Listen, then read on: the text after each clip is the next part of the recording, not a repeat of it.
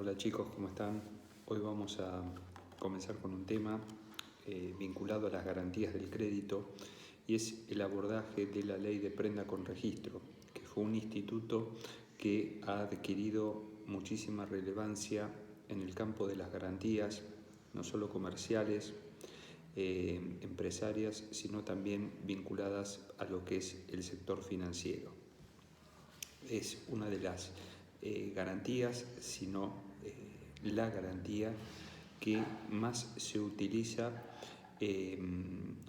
para asegurar cualquier tipo de obligación que provenga del ámbito comercial, del ámbito empresario y, como dije, fundamentalmente utilizada por el ámbito financiero bancario.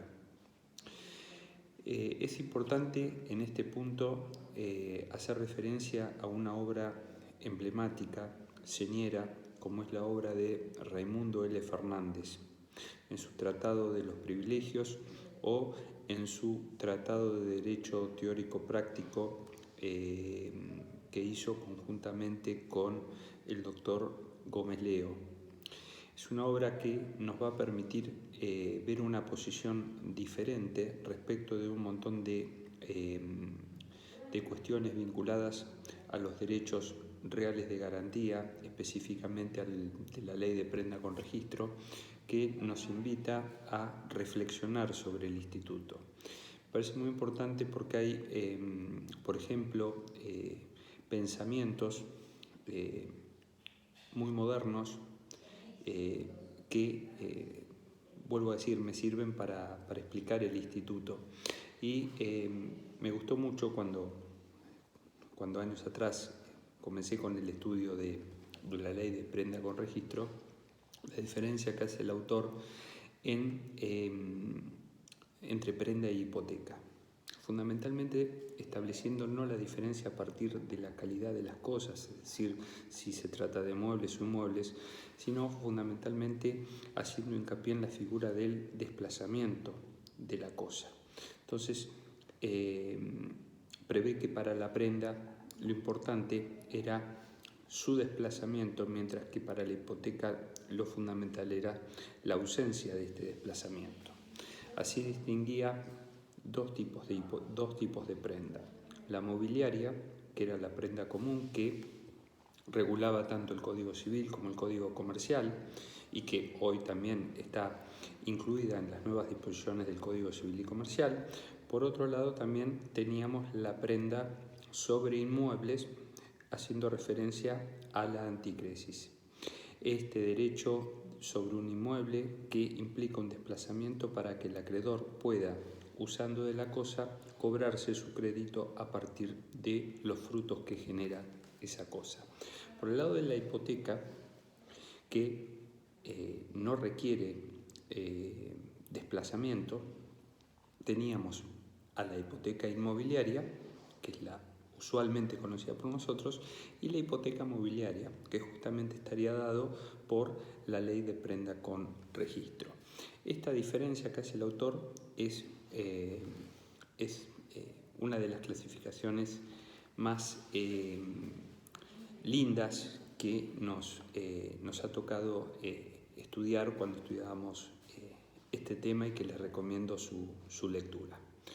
¿Cuál es el origen de la ley de prenda con registro? Bueno, está dado por la ley de prenda agraria, que fue anterior a la ley de prenda con registro. La ley de prenda agraria lleva el número 9644 y estaba limitada a todas aquellas o garantías de obligaciones que tenían que ver con el ámbito agropecuario. Como anduvo tan bien esta ley, se vio en ella la posibilidad de ampliarlas a otros sectores, a otras actividades, y es así que se sanciona la ley 12.962, que fue una ley que de alguna manera ratificó un decreto ley anterior, que es el 15.348 del año 46. Esta ley de prenda con registro nos establece básicamente cuáles son las características de la prenda con registro. Así vamos a ver que este derecho real de garantía tiene carácter o causa convencional. Así lo expresa el artículo 6 de la ley y también del decreto ley que me referí, que es el 15.348, que es anterior. Es especial o tiene la característica de la especialidad, al igual que la tienen los otros derechos reales de garantía.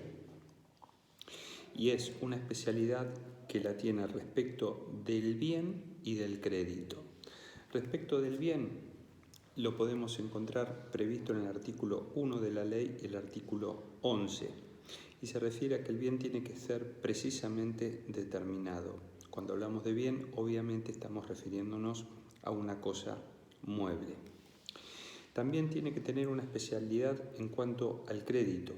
¿Qué significa esto? Que el crédito tiene que estar determinado en cuanto al monto y en cuanto a la tasa de interés. Son dos elementos fundamentales. Incluso en caso de prendas que nosotros podemos comúnmente denominar o entender como abiertas, que son aquellas prendas que se dan generalmente también para obligaciones que no han nacido, como pueden ser aquellas provenientes de los saldos deudores en cuentas corrientes. En estos casos, al menos debe estar determinado el monto máximo que uno está previendo para esa prenda. Es accesoria, obviamente, al ser un derecho real de garantía, presupone que es accesorio a un crédito o una obligación principal. Si se transmitiere la obligación principal, se va a transferir también o transmitir la prenda consigo. Lo mismo que si se extingue esta obligación principal, la extinción operará la extinción de la prenda. ¿Cómo es la estructura de la ley? La ley se estructura a partir de 4 capítulos. En el primer capítulo, que tiene 9 artículos, van del artículo 1 al 9, se establecen unos principios generales aplicables a todos los tipos de prenda con registro. En el capítulo 2 se refiere a la prenda fija y va a abarcar de los artículos 10 a 13. El capítulo 3 se va a referir a la prenda flotante y va a abarcar de los artículos 14 a 16, mientras que el capítulo 4, que es el más extenso, denominado disposiciones comunes, va a abarcar de los artículos 17 al final de la ley. Cuando en el capítulo 2 se refiere a prenda fija, se está refiriendo a la prenda más usual en este tipo de operatoria, que es la prenda que va sobre los bienes determinados o sobre bienes determinados, que se constituye sobre bienes determinados. Por ejemplo, un auto. Por ejemplo, un lote de animales. Es decir, se encuentran determinados los bienes. La prenda flotante, por el contrario, es una prenda que se constituye sobre mercaderías o materias primas vinculadas a un fondo de comercio o un negocio determinado. ¿Cuál es la característica? Justamente el término flotante implica que esas mercaderías pueden estar y mañana no, con lo cual cuando esas mercaderías que están destinadas al tráfico comercial se vendieran, van a ser reemplazadas por otras que vaya adquiriendo el titular del fondo, el titular del negocio. Por eso el término flotante, es decir, si bien entran en un proceso de transformación, se van a ir incorporando otras mercaderías que van a ser abarcadas por la prenda flotante. ¿Qué pasa con la prenda, por ejemplo, de un fondo de comercio, entendido como esa unidad económica o como esa universalidad? ¿En cuál de las dos entras? ¿Entra dentro de la prenda fija o de la prenda flotante? Sin dudas que entra dentro del primero, es decir, de la prenda fija. Así lo establece expresamente la ley. Bien, respecto al primer capítulo, que dijimos que habla de requisitos generales que son aplicables tanto a la prenda fija como a la prenda flotante, nos va a establecer en el artículo 1 que la prenda con registro puede ser establecida o otorgada para no solo obligaciones de dar sumas de dinero, sino cualquier tipo de obligaciones en tanto las partes puedan asignarles un valor en una suma de dinero. Con lo cual podrían ser obligaciones de entregar cosas a las que las partes le hayan dado un valor determinado en dinero. También puede, como fue el caso que mencioné, establecerse no solo para obligaciones actuales, sino también para obligaciones futuras, como pueden ser aquellas que provienen del nacimiento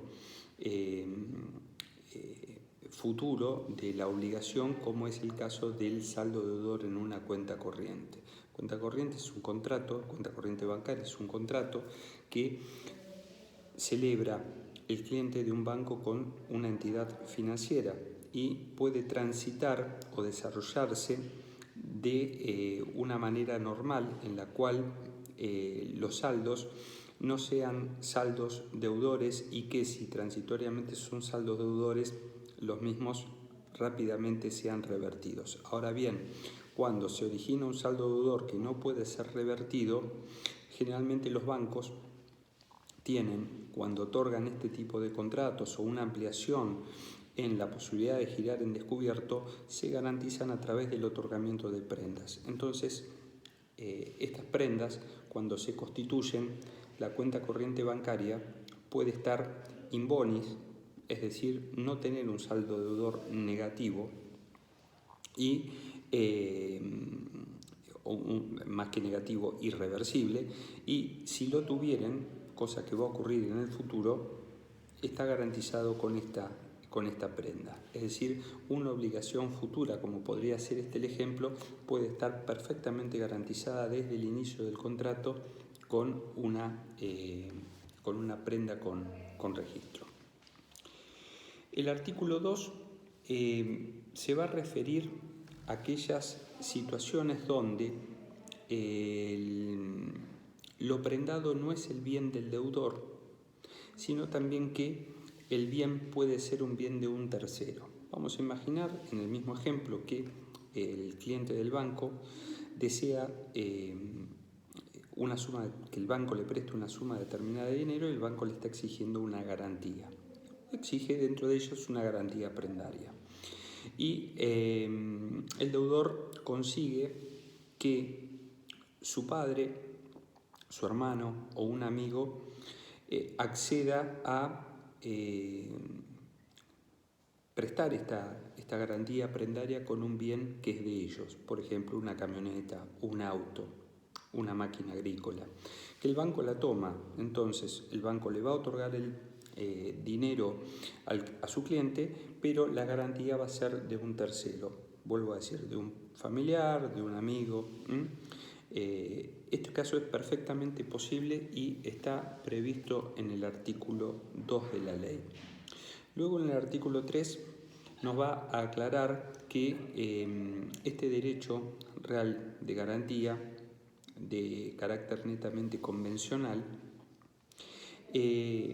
a su vez es un crédito privilegiado, es decir, el acreedor que constituye una prenda con registro es un acreedor privilegiado con privilegio especial. Esto no solo es afirmado por la ley de prenda con registro, sino que también es reafirmado por otros ordenamientos como es la ley de concursos y quiebra en el artículo 241, inciso cuarto, previendo el mismo privilegio especial o ratificando este privilegio especial.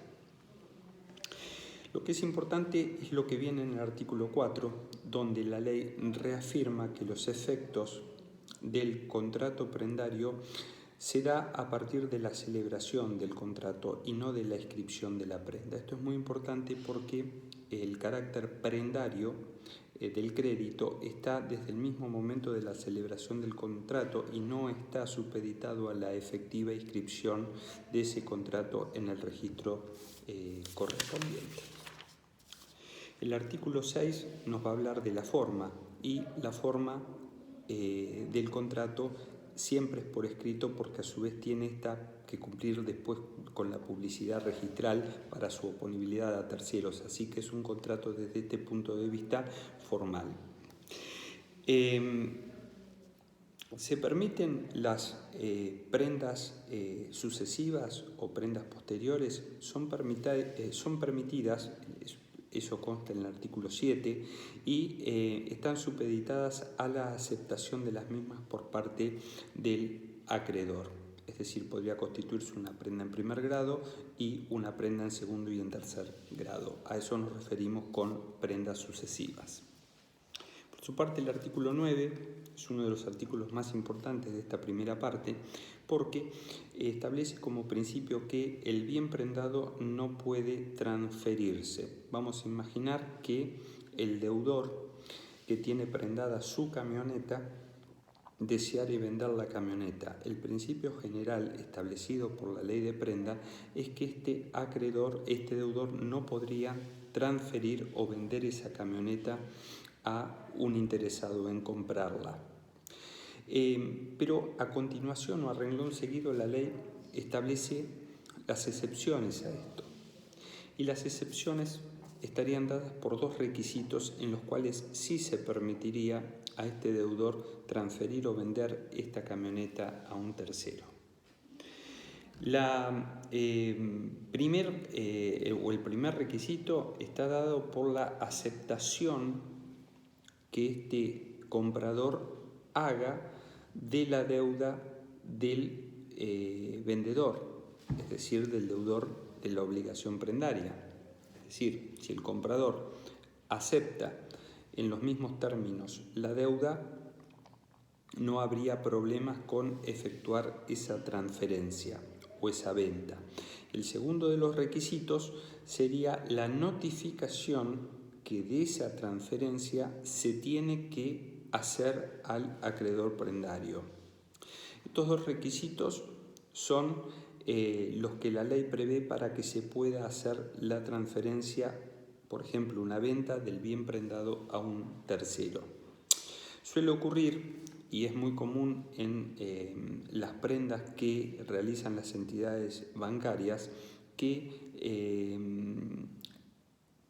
exista una cláusula de prohibición de venta, donde las partes, en este caso el banco con su cliente, firman una cláusula dentro del contrato de prenda que tornan imposible la viabilidad de esta cláusula, incluso aunque el comprador se haga cargo de la obligación y aunque se notifique al acreedor de eso. Es decir, le limitan o le vedan los efectos previstos en el 9, lo cual lleva a una discusión doctrinaria en punto si eso es viable o no, si ese pacto es un pacto posible o aquí hay cuestiones que sean de orden público que las partes no pueden soslayar, sobre todo por la libre circulación de los bienes o el principio de que la libre circulación de los bienes harían que el bien en estas condiciones pueda ser transmisible.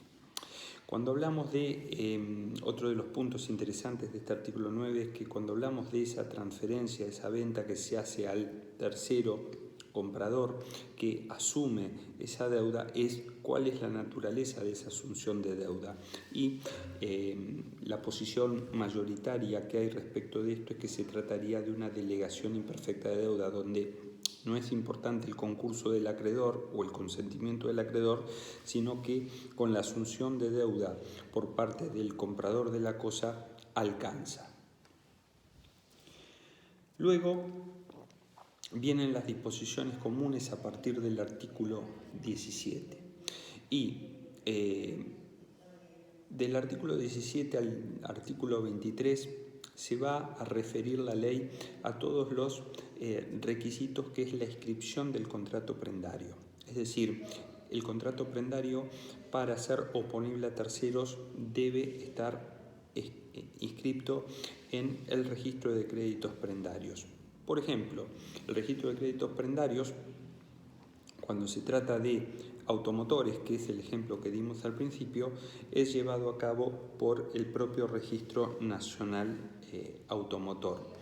Con lo cual vamos a imaginarnos esa situación en la cual deseamos o tenemos que comprar un auto, un 0 kilómetro, y el de la concesionaria, ante nuestro pedido de una financiación en el pago del precio, nos da la posibilidad de inscribir un contrato, una prenda sobre el saldo de precio y la financiación que nos dé. Bueno, justamente lo que vamos a hacer es firmar un instrumento, contrato prendario, y proceder a escribir el mismo en el Registro Nacional de Propiedad Automotor y de Registro Prendario. Y ahí va a quedar asentado la prenda y este derecho en favor del vendedor del automotor. Luego de la inscripción, el registro puede y debe emitir un certificado de prenda.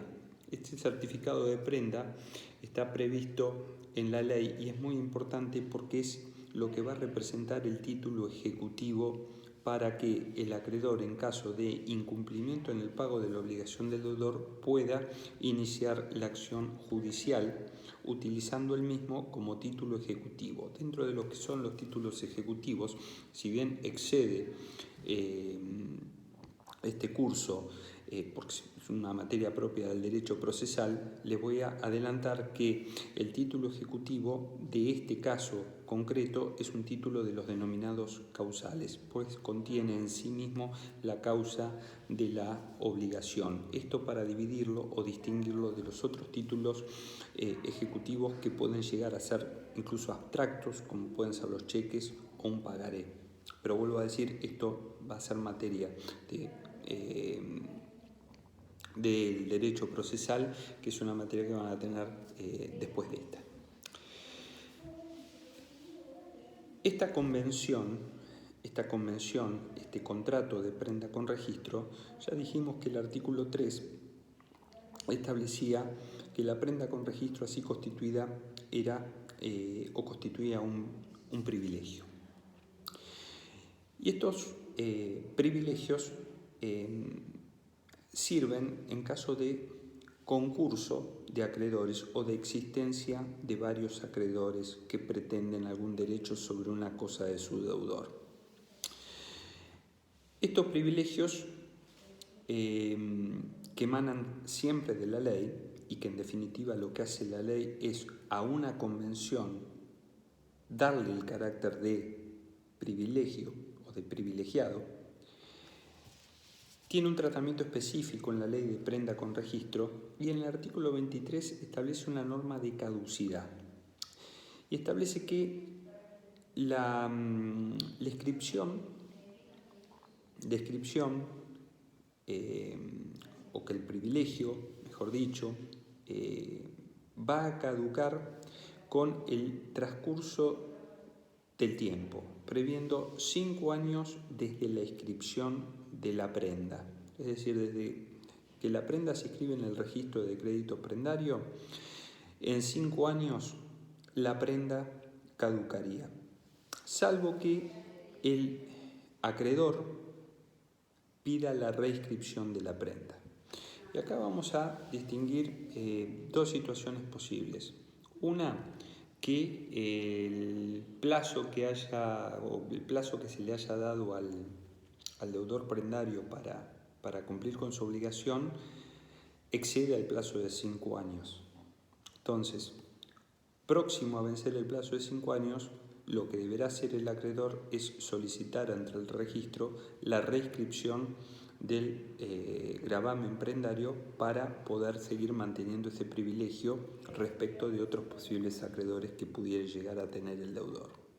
También puede ocurrir la otra situación, es que tratándose de obligaciones menores a los 5 años, el deudor haya incumplido en algún punto de ese plazo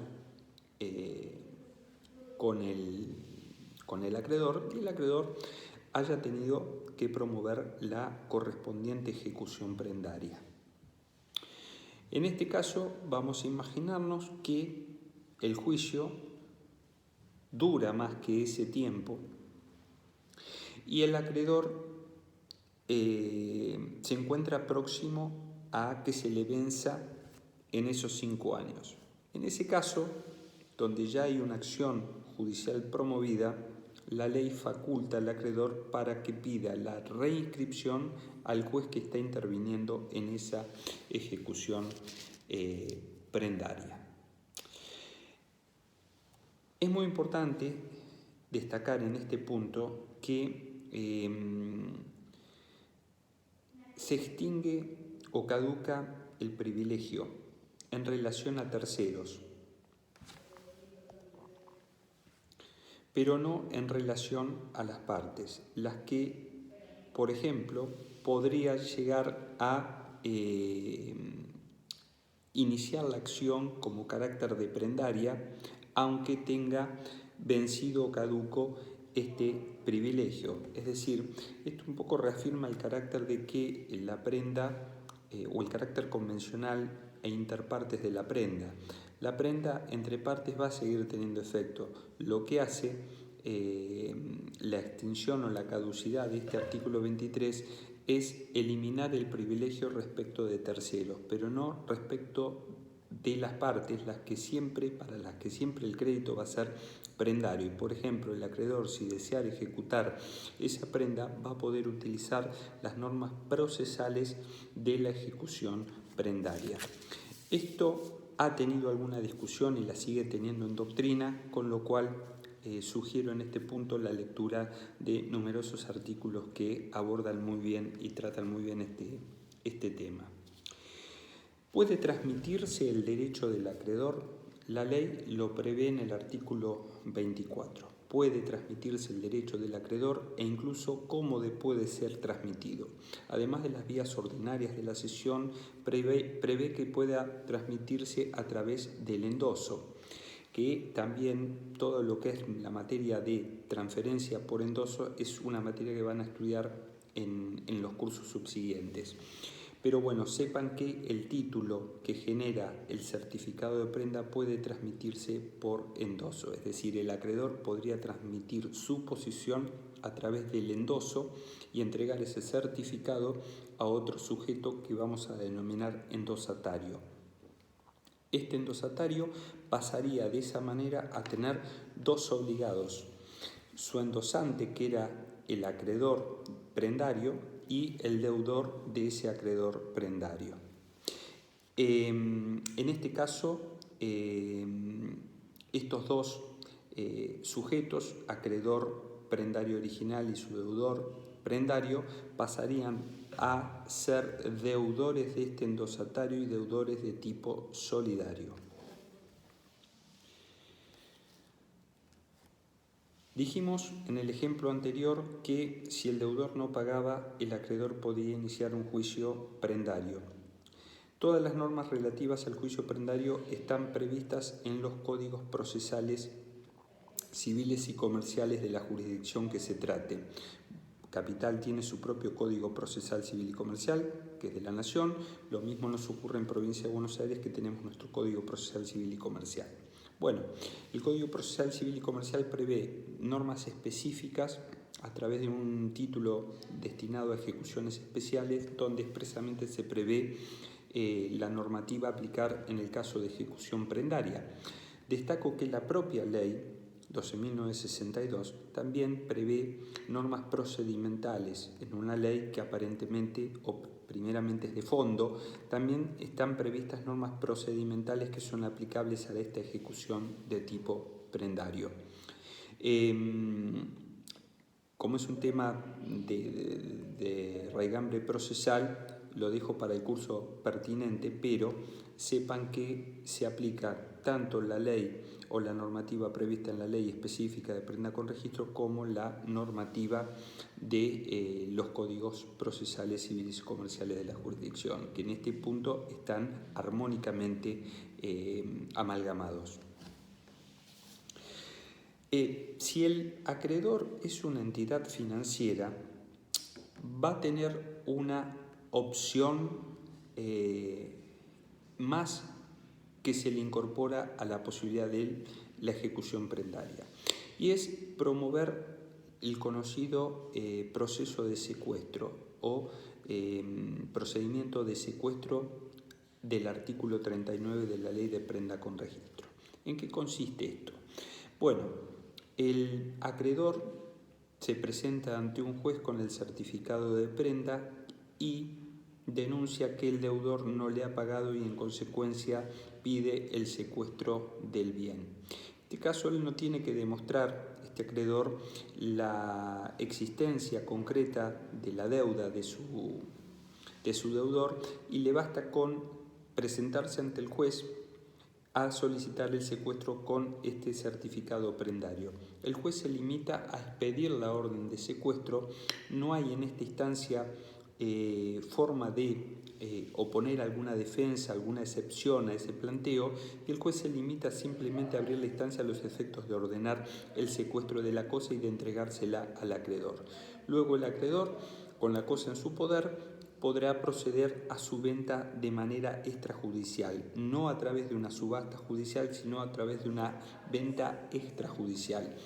Una vez que se vende el bien de esta manera, es una absoluta franquicia que tiene el acreedor, él debe rendir cuentas del precio obtenido y del saldo, si quedare, insoluto del deudor prendario. Cualquier planteo o defensa que tenga o deba hacer el deudor tendrá que canalizarlo a través del juicio ordinario posterior.